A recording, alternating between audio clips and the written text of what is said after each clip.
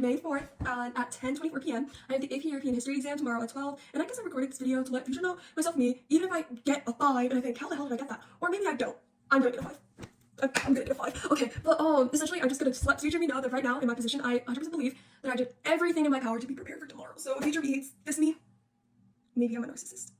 Okay, anyways, so, I mean, I did do some bad things, like maybe not opening my textbook the whole year and only using note, but let's get to teaching all of AP European history to get in here before tomorrow.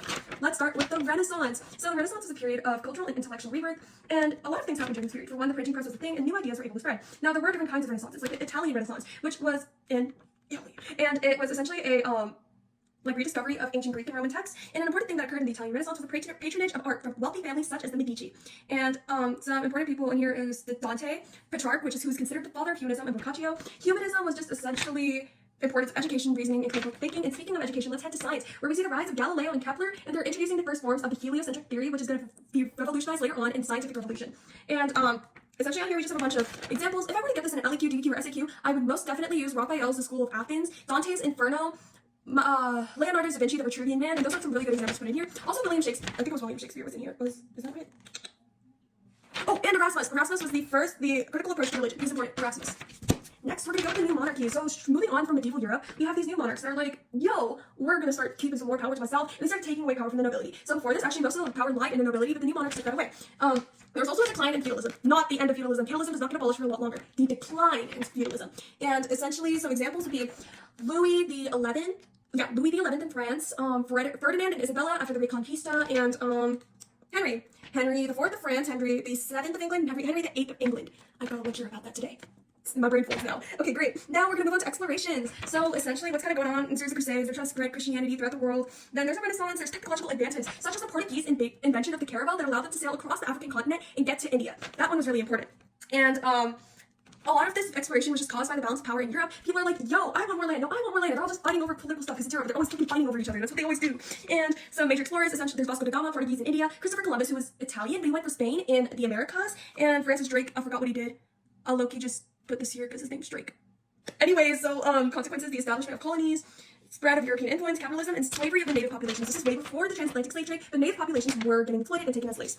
Great, let's move on. The Columbian Exchange. So there's the exchange of plants, animals, and diseases. And the old world was Europe, Africa, and Asia, and the new world was the Americas. So the old world received the new crops, maize, potatoes, tomatoes, gold, silver, and their population grew. Whereas the opposite happened in the new world. Because of new diseases like smallpox, their population went and went down to the ground because they were like, yo, what a freak. And yeah, and they also got horses and cattle, which is like really important, and more efficient agriculture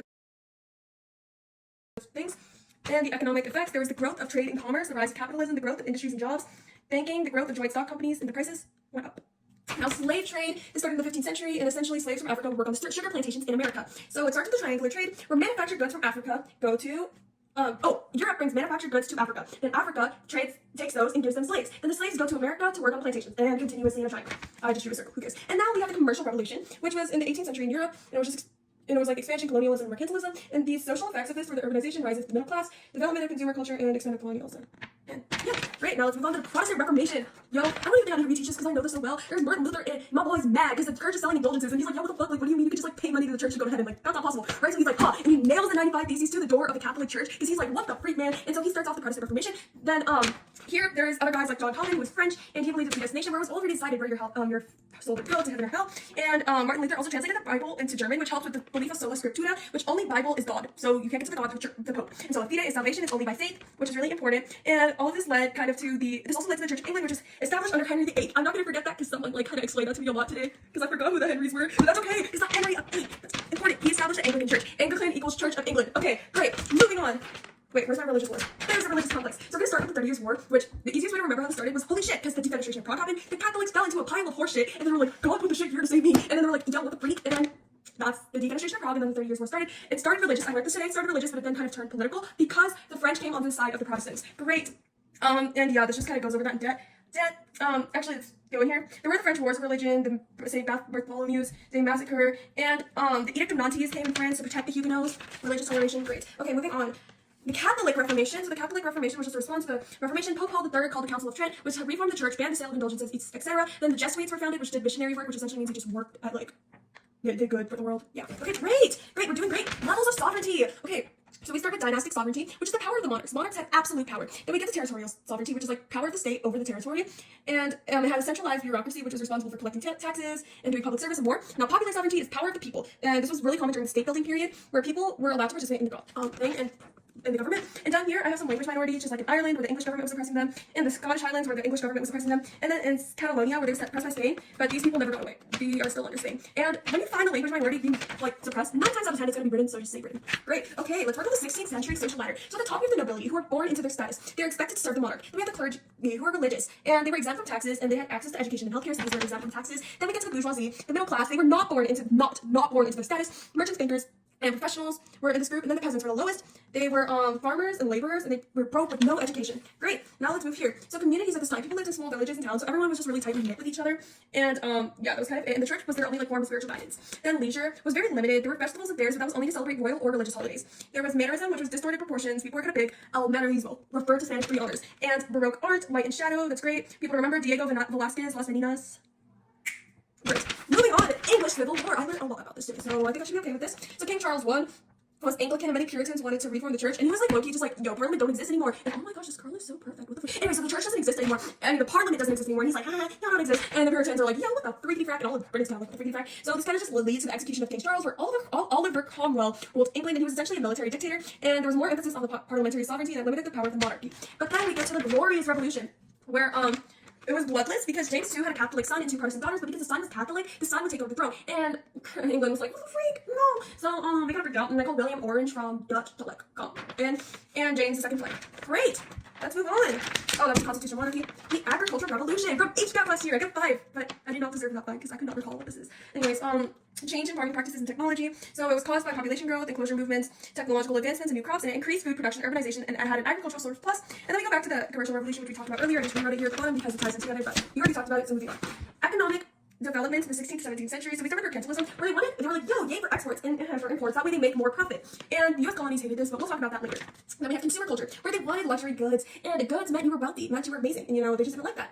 Now, the Dutch Golden Age, economic growth. They traded with the Netherlands, and that helped a lot. And the Dutch East India and the Dutch West India Company were known to be the top, like, most, like, big trading and wealthiest trading posts ever. And that made them, like, really, really rich. And they were also one of the most powerful, and they had the most powerful navies. And the 30 Years' War established them as a major power. And they declined due to economic competition and internal problems in the late 17th century. Now, let's go to absolutist Louis XIV. So he had several wars. We're going to start with the War of Revolution, which was, it's when he tried to claim the Spanish Netherlands, and they were like, what the freak? Then there's the Franco-Dutch War, which was just between the French and Dutch, and it ended with the Treaty of Nijmegen. And then there's the War of Reunions. I did not say that word treaty right. The War of Reunions. And it was France versus the HRE, and it ended with the Treaty of Ratisbon. Then the 9 Years' War, this one's important, France versus the Grand Alliance. So England, the Dutch Republic, the HRE Spain, and it ended with the Treaty of Ryswick. And the War of Spanish Succession, where France versus the Grand Alliance, and it ended with the Treaty of Utrecht. War of Spanish Succession, Utrecht. Remember that. Great. Okay, balance of power. We're going to start with the decline of empires. So the Ottoman Empire is like going down because of economic and military challenges. The Spanish Empire is going down due to financial challenges, and they're just not as important anymore. And then the Portuguese Empire, there are economic problems and competition between other European powers, and the decline of these powers led to colonization. The rise of new political powers in the 19th century. Great, let's move on.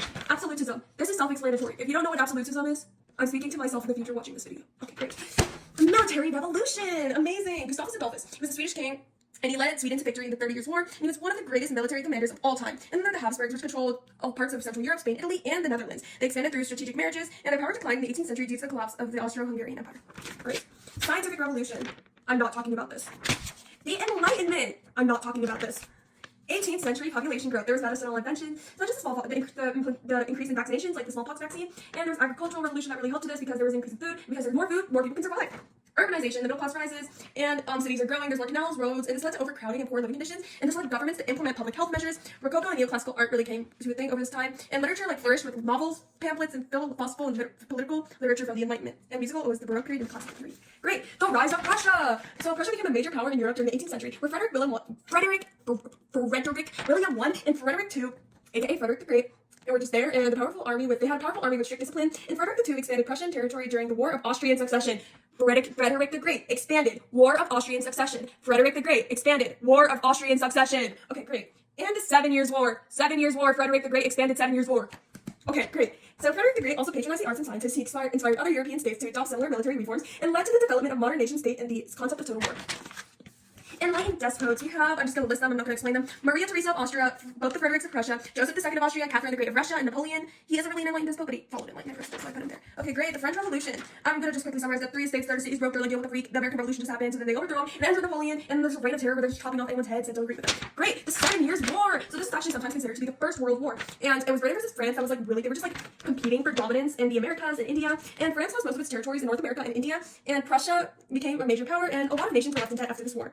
And this debt and the territorial holdings, all this conflict, leads to the American Revolution because they call on France and France helps them out. And then the Napoleonic Wars were also caused by this debt and this like just all these tensions really gets us to start. The Haitian Revolution, it was essentially just like a slave revolt inspired by the French Revolution, where Toussaint Louverture, he's a military leader and he's a former slave, and Haiti becomes an independent nation. It was the first successful slave revolt, and then here's Napoleon, just some stuff about him. We all know Napoleon. If you don't know Napoleon, you're cooked. Okay, industrialization. Okay, so mechanized production began in the late 18th century. Britain, textile industry, with the textile industry got revolutionized with the spinning jenny, power loom, cottage gin, and there was increased productivity because there were lower costs and higher profits. And this led to the growth of factories. So urbanization also occurred because of this, and governments were started off laissez-faire, but however, as industrialization began to expand, they started to intervene more and more and more.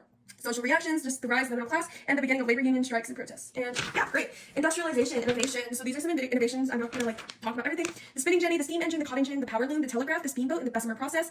And the consequences of these were urbanization, mechanization, specialization, land consolidation, and environmental impacts. This leads to the second industrial revolution. So we start off in the 19th to 20th century. There's the growth of cities, the rise of the middle class, the growth of consumer culture, globalization, labor exploitation, and environmental degradation. Great. So we start off with the telephone, light bulb, the internal combustion engine, dynamite, sewing machine, refrigeration, typewriter. So these are like, the beginning was just like the start. Like they're like, yo, we don't have to do this with hands anymore. But this is just making all of that mechanization easier. Yeah. So telephone and light bulb, dynamite, sewing machine, that kind of stuff. Massive everything. There's mass advertisement with the growth of newspapers, magazines, and billboards, and television. There's mass production due to manufacturing of goods on a large scale. There's mass leisure because people have money now. They're like rolling in the stuff they're buying. So now they have time to relax, listen to music, go to theme parks, or watch sports and movies. And mass politics, because the idea of a democracy is growing. People are now making political parties, and they're publicizing their opinions on policies. Great. Socioeconomic classes. We're gonna start with the upper class, which were the most wealthiest people. The wealthiest people in the middle class that were like doctors, lawyers, teachers. They're called the middle class, but they weren't really the middle. The middle was like between the middle and the working class. Okay, and then there's the working class, which were the largest, and they were just like factory workers and miners, and they worked in dangerous conditions. And then there's the underclass, they're literally just like barely hanging on to dear life, living homeless. Okay, great. The cult of domesticity. Quickly overview. Woman belong to the sandwich. Make me sandwich, hun. Nuclear family. We give everything we want to our children. Moving on. The Congress of Vienna. So this is after Napoleon, and it's a new system of international relations that would promote peace and stability in Europe. This was in 1815. Austria, Russia, Prussia, Great Britain, and France. And Prussia wanted Poland, and England wanted to stop Russia, and they also wanted to strengthen German and Italian states. And then the Congress of Vienna just kind of like balanced all this power, you know. And then the Concert of Europe comes in. It's made based off of the Congress of Vienna and maintained the balance of power and maintained the balance of power that was discovered at the Congress of Vienna. Revolutions of 1848. So there's the France Revolution, which was liberal, and it started with the February Revolution. And then the guys were really unhappy with King Louis Philippe, who abdicated in 1848, and it began the class warfare. And this led to the Second French Republic and the June Days Revolution. The Austrian Revolution was very liberal. They were vulnerable to nationalists. The Austrian Empire, and this led to the Austrian Empire to collapse. And Bohemia failed to unite Slavic peoples. Italy. It ended foreign Italian domination and declared war on Austria, and the Pope flees Rome. And this leads to failure, conservative victories, and rural people didn't support the revolution. Germany was very liberal, and this revolution was a constitutional government and wanted to unite the German state, and it led to divine right and conservatism. Okay. The Greek War of Independence. It was Greece versus Ottoman Empire. Greece wanted independence, and they were supported by Britain, France, and Russia, and it ended with the Treaty of Constantinople. There was a December revolt, which was in Russia. It was against Tsar Nicholas I, but it was quickly suppressed. But this was like the first big revolt against Tsar's Russia, so it's still really important. Then there's Peter the Great, who he traveled to the West, and he was like, wow, this place is cool. Let's make us like the West. So he westernized Russia, and then he was followed by Catherine the Great, who was also really good friends with Voltaire, and she continued his westernization, and yeah, that's kind of it. And Alexander I, he modernized Russia's economy, and he abolished serfdom. Alexander I. Nicholas I, abolition of serfdom. And he annexed Crimea, and then Alexander II was a Tsar liberator. He abolished serfdom again, reforms in education, military service, and legal system. Great, okay, dual monarchy. There was a dual monarchy between Austria and Hungary. Come on, we're gonna lock in. What time is it? Oh my god, it's 7:47, I'm so tired. Okay.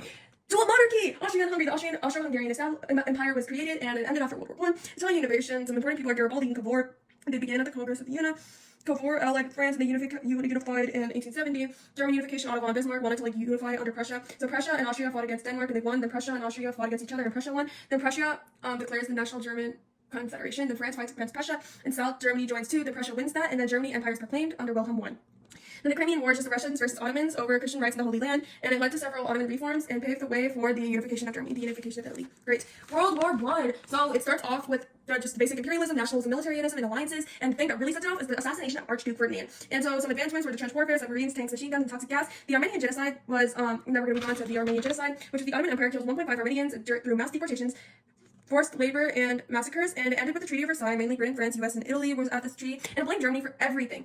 And then after this was the establishment of the League of Nations, which was part of Woodrow Wilson's 14th plan. And then after this whole world was a Great Depression. They were all like literally just broke, and the stock market crashed. And they were just like, God, what the hell? They felt like what I feel like right now. I can't do this. Okay, we're gonna lock in. Then this led to extremism, which led to the Nazis, and it also led to Marxist economics, which was called for a socialist economy, and capitalism because capitalism was exploitation. Oh my God, I can't speak.